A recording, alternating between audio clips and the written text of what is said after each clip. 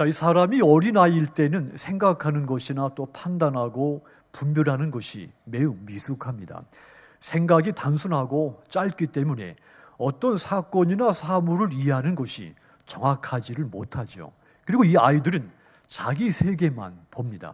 자기 밖의 세계가 얼마나 크고 넓은지, 얼마나 무한 광대한지를 보지를 못하죠. 그래서 이 어린아이들 세계는 항상 자기 중심적입니다. 다른 사람의 삶을 이해하거나 받아들이는 게 매우 서툰 것이 아이들의 세계입니다. 자, 그런데 성인이 됐는데도 이 수준에 그대로 머무른 사람들이 있습니다. 우린 이런 사람들을 만나면 철이 없다고, 철이 들지 않았다고 이야기를 하죠. 자, 그러다가 철이 들면 비로소 이제 자기 테두리를 벗어나게 됩니다. 그때부터는 처신이나 생각이 좀 깊어집니다. 판단하는 것도 훨씬 더 합리적이고 정확하게 되죠. 고생도 받아들일 줄 알게 되고 타인이나 사회를 위해서 봉사도 할 줄 알게 됩니다. 그만큼 성숙해졌다는 증거입니다. 우리 믿음도 똑같습니다. 이 신앙인이라도 어린아이 단계에서는 철없는 아이같이 행동을 하죠. 자기 믿음이 가장 옳고 자기 믿음이 가장 크다고 생각을 합니다. 그리고 자기 믿음의 기준으로 다른 사람의 신앙을 판단하기도 하죠. 그런 사람은 신앙생활을 오래 했어도 아주 사소한 것에 분노하고 아주 작은 일 가지고 다른 사람들과 다투고 다른 사람들이 그 작은 실수를 하는 것만 보고도 이 실망하고 본인이 시험에 들기도 하죠.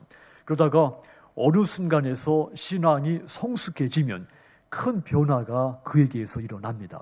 자, 우리 믿음이, 저와 여러분의 신앙이 성장할 때 내게 어떤 변화가 일어날까요? 가장 먼저는 주님이 나를 선택했다고 하는 믿음이 생기기 시작을 합니다.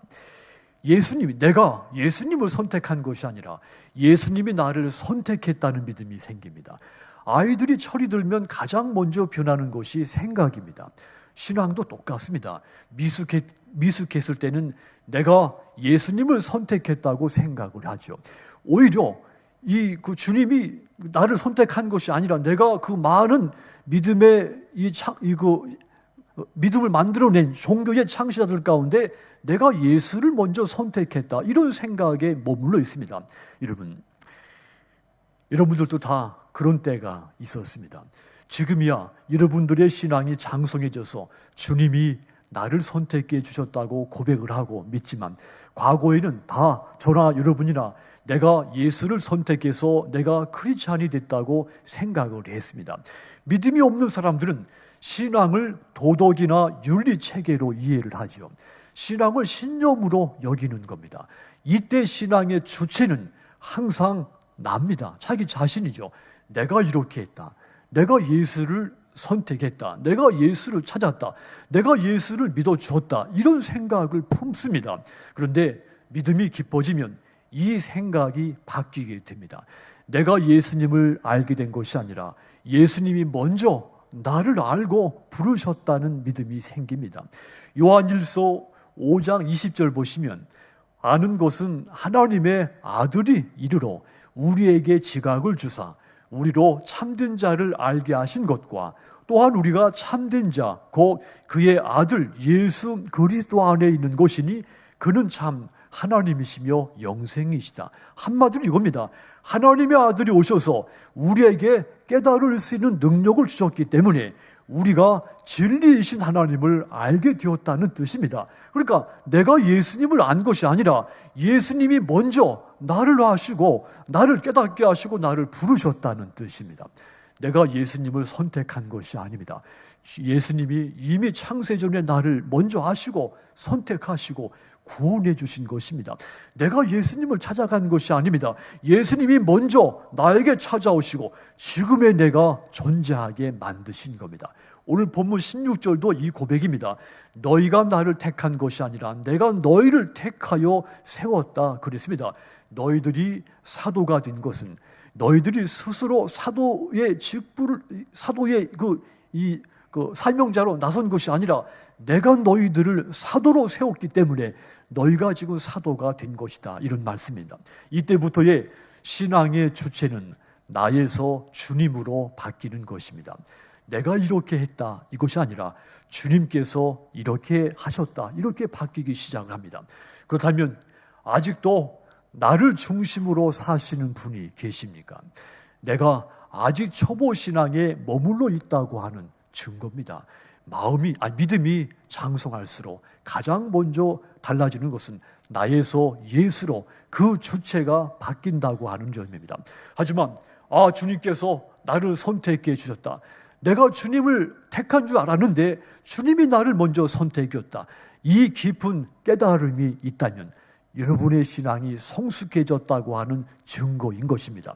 에베소서 1장 4절을 쉬운 성경으로 보면 이렇습니다. 하나님께서 이 세상이 창조되기 전에 그리스도의 사랑 안에서 우리를 흠없는 거룩한 백성으로 선택하셨다 그랬습니다. 우리가 하나님을 선택한 것이 아니라 하나님께서 이 세상을 만들기도 전에 우리를 선택하셨다는 말씀입니다. 하나님이 나를 먼저 부르신 것입니다. 데살로니가 후서 2장 13절도 쉬운 성경으로 보면 이렇습니다.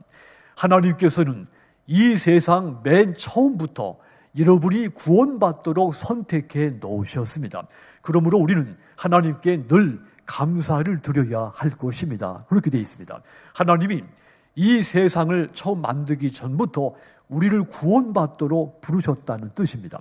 우리가 하나님을 선택해서 하나님을 믿을 수 있게 된 것이 아니라 하나님이 나를 먼저 선택해서 내가 하나님을 섬길 수가 있게 만들어 놓으신 겁니다.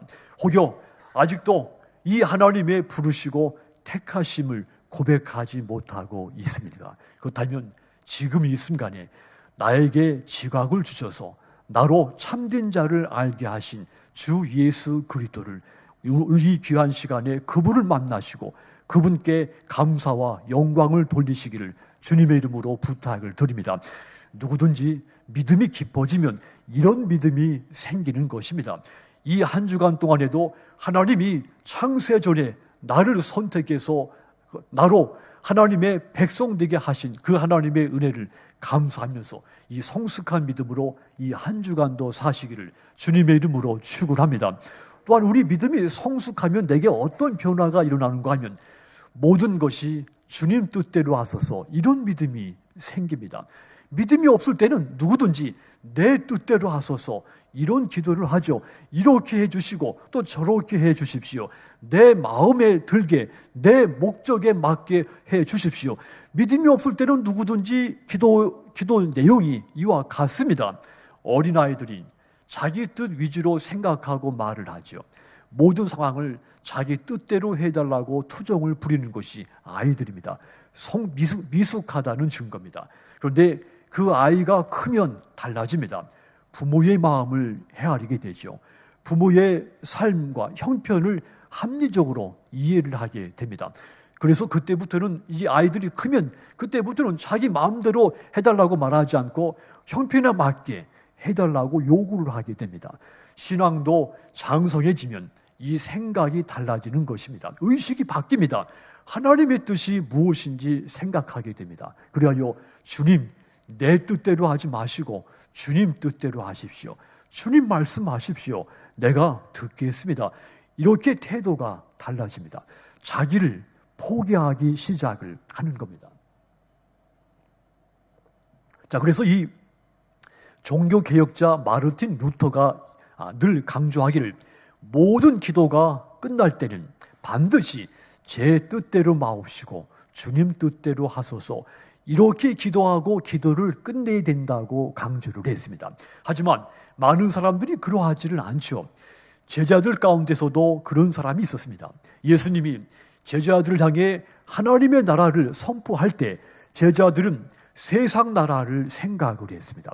세상 나라에서 높은 자리에 앉게 될 것을 상상을 했습니다. 가룟 유다는 애당초 처음부터 이 세상에서 자기 뜻을 펼칠 그런 뜻을 이루기 위해서 예수님을 따르기 시작을 했죠. 주님이 로마 정부를 무너뜨리고 이스라엘을 해방시키고 새로운 그 민족을 만들 때 그 높은 곳에 그 자리에 앉는 것을 상상을 했습니다. 자, 그런데 그 뜻이 성취되기를 끊임없이 기대를 했습니다. 그런데 예수님은 유다의 뜻대로 행하지 않으셨습니다. 유다는 지금 내가 따르고 있는 그 예수가 내 뜻을 이루어 주실 분이 아니라 판단을 하죠. 그리고는 이 주님을 배반하고 멀리 떠나게 됩니다. 만약 유다가 성숙한 신앙인이었다면 자기 생각과 예수님의 생각이 달랐을 때 자기 생각을 포기해야 되는 겁니다. 자기 생각을 바꾸어야 된 겁니다. 그런데 그는 끝까지 주님의 뜻에 따르지를 않았습니다. 끝까지 자신의 뜻을 끝까지 주장을 했죠. 이것은 곧 그의 신앙이 미숙하다고 하는 증거입니다. 똑같이 야고보와 요한도 처음에는 이 가룟 유다와 같은 뜻을 품고 주님을 따랐습니다. 그런데 주님의 뜻을 깨닫고 그들은 자신의 뜻을 포기를 했죠. 그것은 야고보와 요한의 믿음이 성숙해졌다고 하는 증거가 됩니다. 여러분, 이 고사성어에 반포지옥 혹은 반포보은이라고 하는 이야기가 있죠. 어미 까마귀가 새끼 까마귀를 먹여 살리지만 어미 까마귀가 늙어서 힘이 없어지면 새끼 까마귀가 대신 어미 까마귀를 먹여 살린다는 뜻입니다. 자식들이 크면 부모님이 자기들을 길러준 그 은혜를 되갚아 보답해야 한다는 이 교훈입니다. 자, 자식들이 어린아이였을 때는 부모의 은혜를 그 마음 깊이 느껴지지가 않습니다. 그런데 이 아이들이 성장을 하면 그때 부모의 그 은혜가 마음 깊은 곳에 깨달아지기 시작을 하죠. 그리고 효를 시작합니다. 우리 신앙도 똑같습니다. 누구든지 이 신앙이 깊어지는 순간 하나님을 생각하기 시작을 하죠. 내 뜻을 덮고 하나님의 뜻을 더 중요하게 여기기 시작을 하는 겁니다. 그런데 아직도 하나님 뜻보다 자신의 뜻을 더 의존하고 있습니까? 자신의 뜻을 더 소중하게 여기지는 않습니까? 자신의 뜻을 더 큰 가치로, 더 큰 목표로 삼고 있지는 않습니까? 그것은 내 안에 탐욕과 교만과 두려움이 있기 때문입니다. 탐욕과 교만은 더 많이 움켜잡고 더 높은 곳에 오르고 싶도록 충동을 일으킵니다. 이 탐욕과 교만이 주님의 뜻을 가려 보지 못하게 만드는 겁니다. 두려움도 마찬가지죠.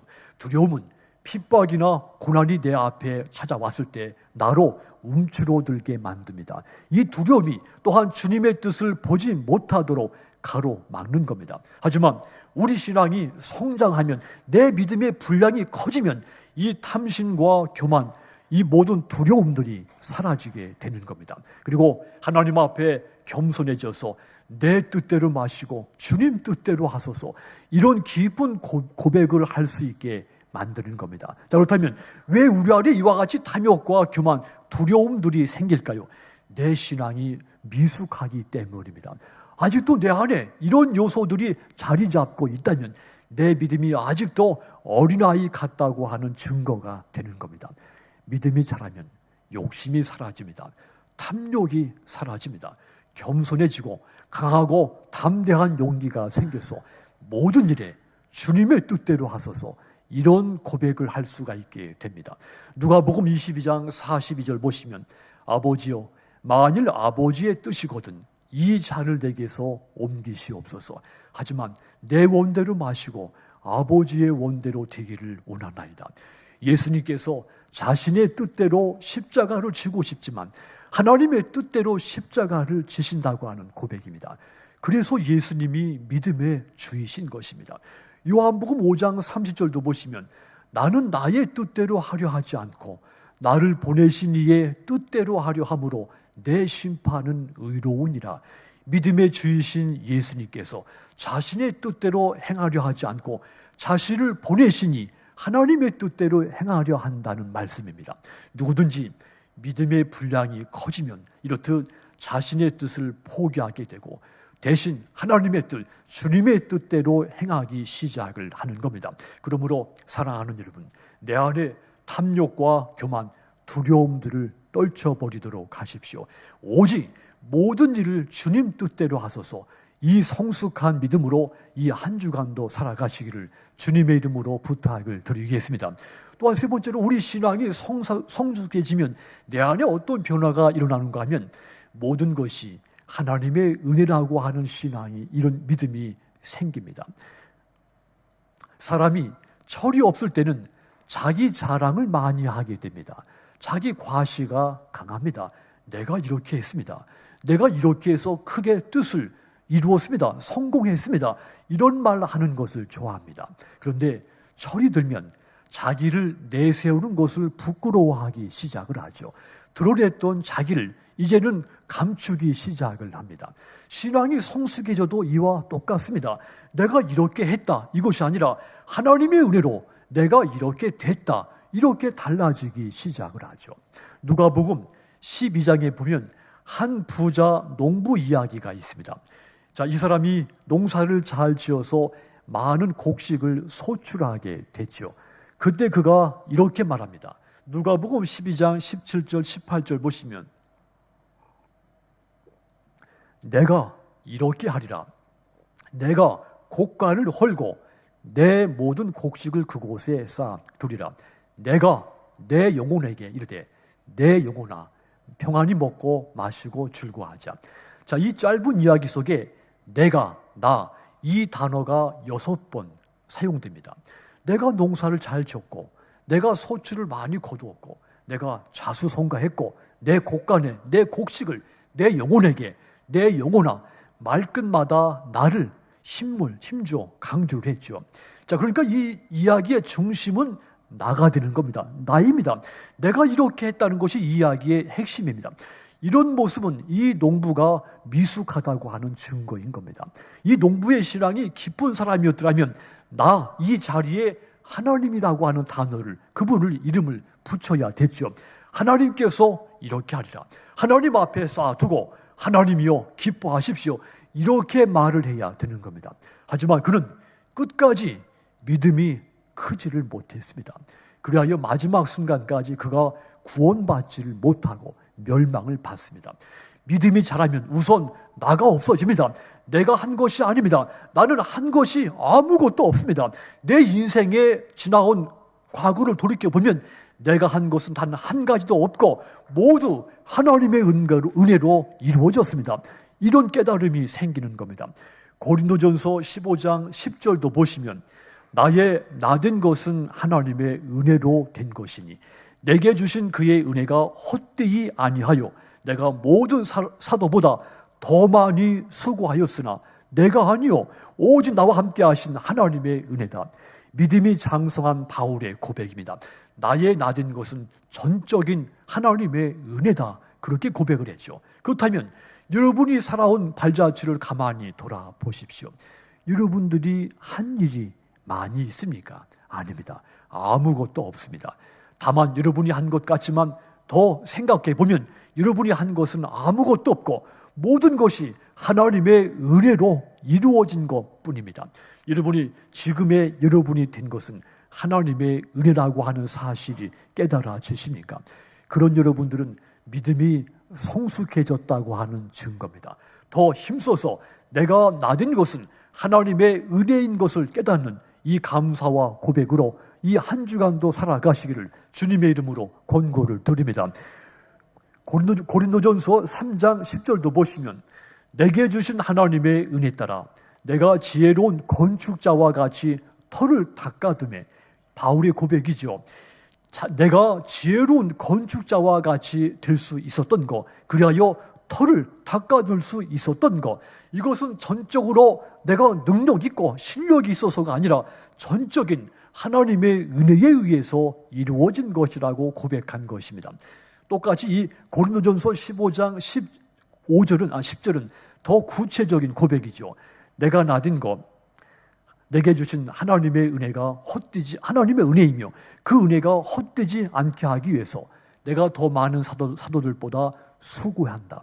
바울이 바울된 것, 하나님의 은혜로 된 것이라 고백을 했고, 그래서 나는 이 하나님의 은혜가 헛되지 않게 하려고 다른 사도들보다 더 많이 수고하고 헌신한다고 하는 자기 고백인 겁니다.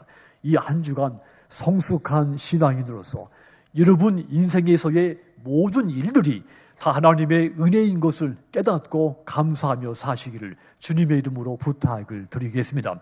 또한 우리가 신앙이 성숙해지면 내게 어떤 변화가 일어나는가 하면 주님을 향한 새로운 각오가 생기기 시작을 합니다.